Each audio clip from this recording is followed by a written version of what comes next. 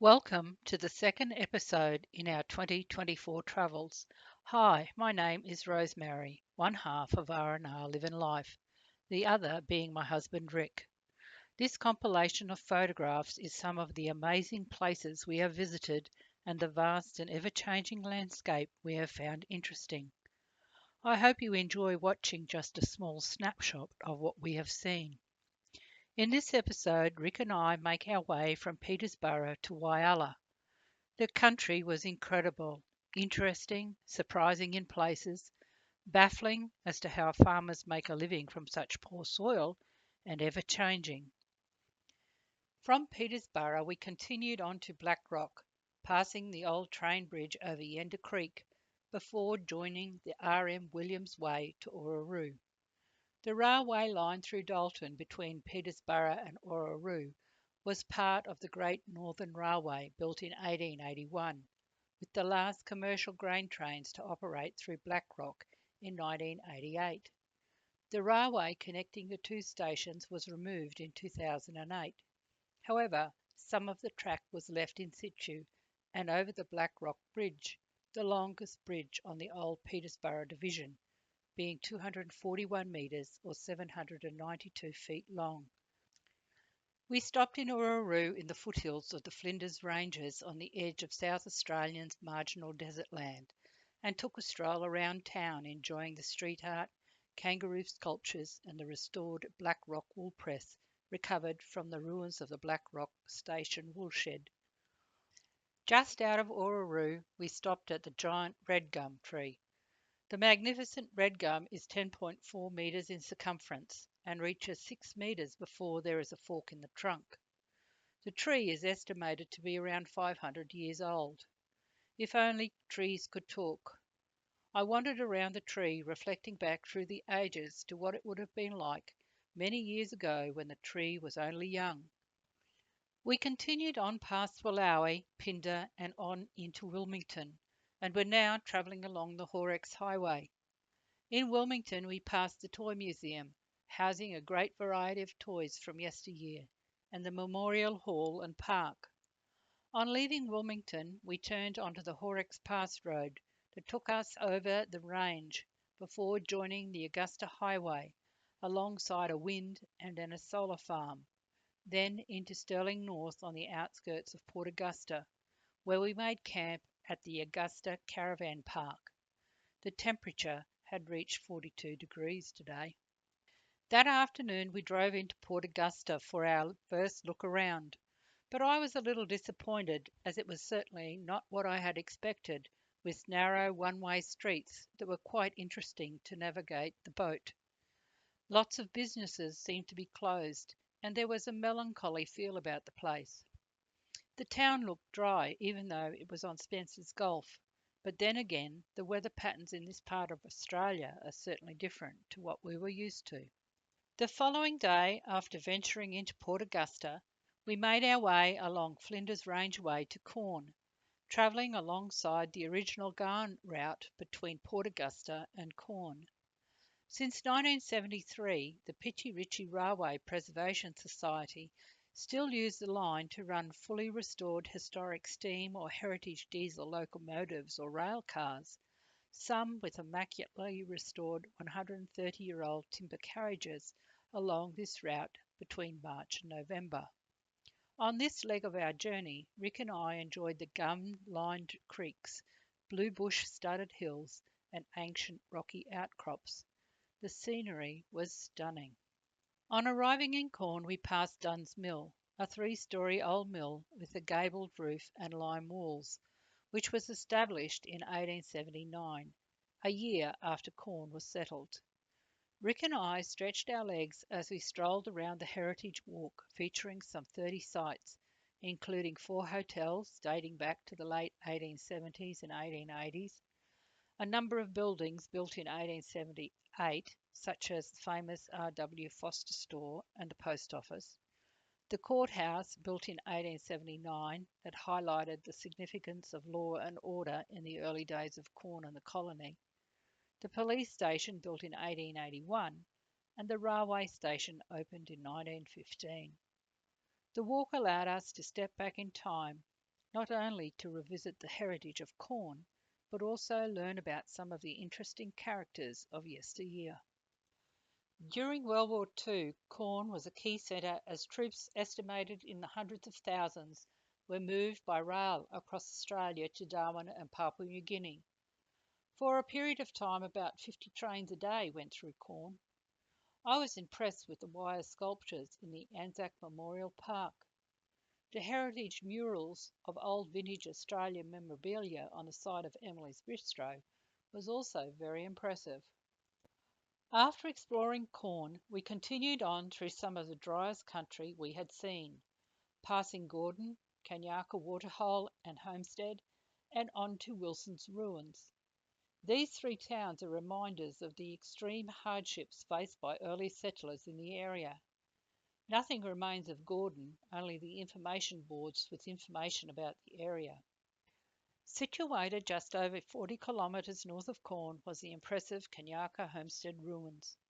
The site consists of two historical sites, the Homestead Township and the Woolshed Complex.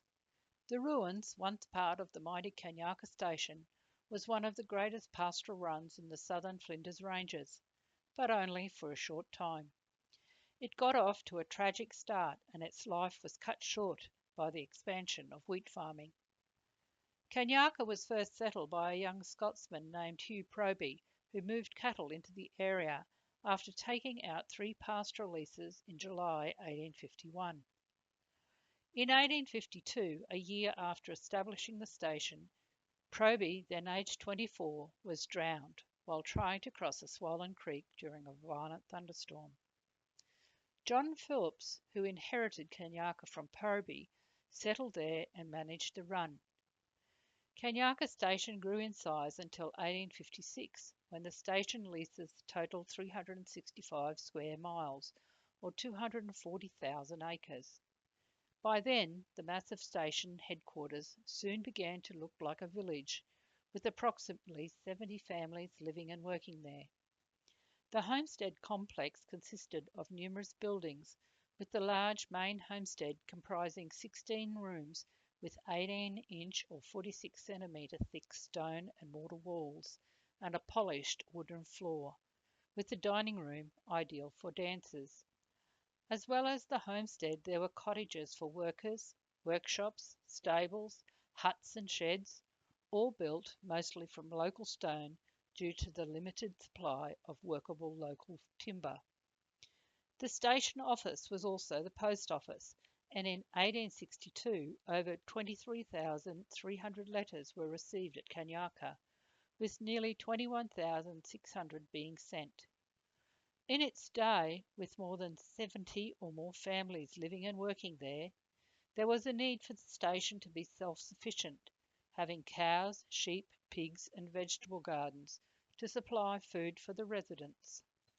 Like many pastoral stations in South Australia, the severe drought of 1863 to 1866 nearly crippled Kanyaka, but it managed to survive until the early 1870s, when the South Australian government resumed many pastoral leases, deeming the former pastoral run suitable for wheat farming, having forgotten or ignored the ravages of drought a decade earlier. By 1880, all the former Kanyaka Station land in the area between Corn and Hawker was occupied by wheat farmers, whose yield was initially seen as some of the finest wheat growing in Australia.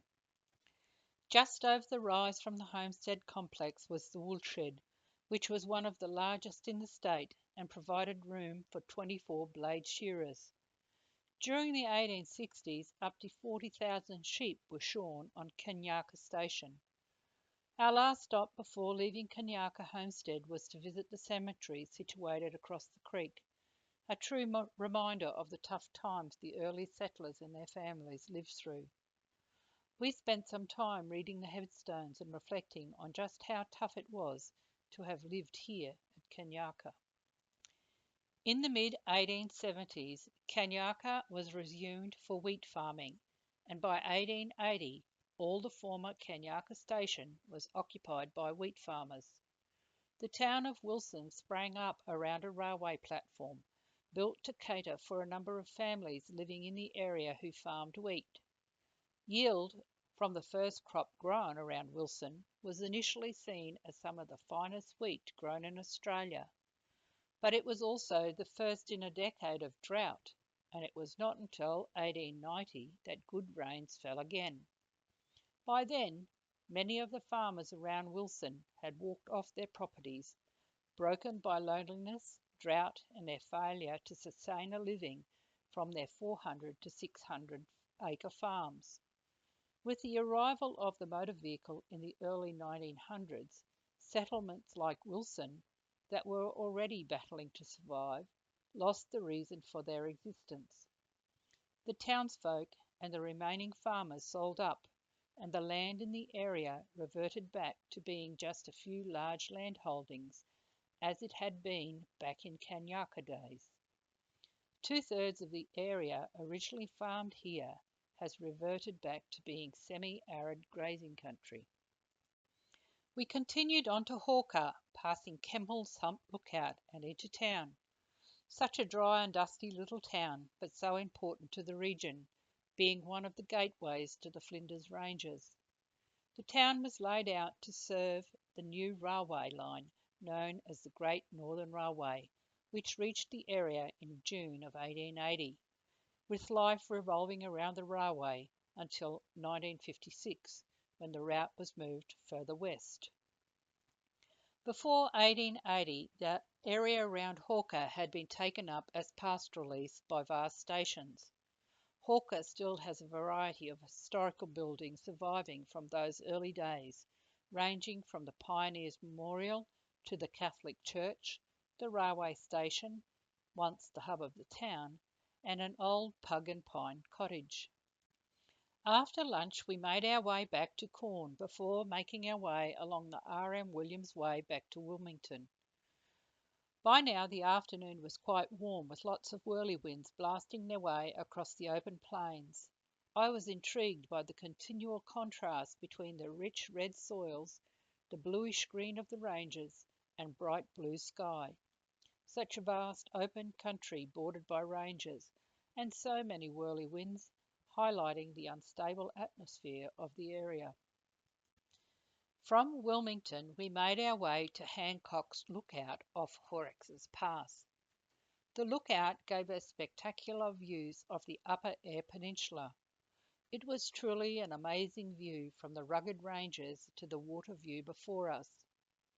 A Mrs. Evelyn Riches, whose late husband was Mayor of Port Augusta, unintentionally named Hancock's Lookout after a Mr. William Hancock and his family, an officer in the Commonwealth Railways, who loved the ranges and often went there picnicking at a spot reached by turning towards the sea near the Valley Bridge, then following an almost impassable track to a spot where you could look out past the foothills and the Gulf, right across to Iron Knob. As a young girl, Mrs. Riches would accompany the family on their ventures to this spot. Years later, when Mr. Riches had acquired a second-hand car, Evelyn suggested they find Hancock's Lookout, at that time unnamed, and as it was the only term she could think of that could signify the spot, hence the name. Day 8 saw us leave Port Augusta and make our way to Whyalla along the Lincoln Highway. Our camp for the night was at the Waroona Bay Football Club RV Park. Once we had parked Gidget, we made our way to the jetty with views of the marina, outer harbour and the Indian Ocean. I was intrigued by the unique circular design of Whyalla's spectacular 165-metre long new jetty, with a loop a further 150 metres in circumference. From the jetty, we then drove to Hammock Lookout, with its spectacular views over Whyalla, Whyalla Steelworks, and the Indian Ocean. The steelworks, situated on the shore of False Bay on the northern edge of Sponge's Gulf, is a fully integrated operation, starting with the mining of raw materials and ending with the distribution of finished steel products, being the only manufacturer of rail in Australia. Mines were first developed in the area in the 1890s, with iron ore being mined in Middleback Range on the eastern side of the Eyre Peninsula for over a century to feed the steelworks. After leaving the lookout, we made our way to the Whyalla's Maritime Museum to view HMAS Whyalla before making our way back into town past Mount Laura Homestead Museum and the loaded dog sculpture outside the vets. Our last stop for the afternoon was to stroll around Whyalla Wetlands, a combined recreational and stormwater capture facility, approximately 7 hectares of artificial lakes fed by a combination of underground seepage and stormwater runoff. There was so much to see in Whyalla, such a busy time for us. As the afternoon cooled, we made our way back to Gidget. We had arrived early in the day and there had only been a couple of vans parked, but on return from our sightseeing, the park was full. After such a busy day, Rick and I shouted ourselves to a night off from cooking and treated ourselves to a meal at the sports club. I was impressed with how busy it was and what an enjoyable meal we had. I think I will remember Whyalla for the calm waters of Spencer's Gulf and its many shades of blue to greenish blue. I could just make out the tankers on the horizon, and it was interesting to watch the tugboats heading out to help them into the harbour. Our time spent in Whyalla was quite amazing. Unfortunately, we did not see the dolphins at the outer harbour, but maybe that is for another adventure. We had seen the tip of Spencer's Gulf at Port Augusta, and I look forward to seeing it again as we travel further down towards Port Lincoln. I hope you have enjoyed this episode. Join us next time as we continue further south as we explore more of the Eyre Peninsula, stopping in at Cowell and then inland to the Cleve area as we wait for the Nullarbor to dry out and the roads to reopen. Take care and stay safe. Cheers for now. Rick and Rosemary, R&R Living Life.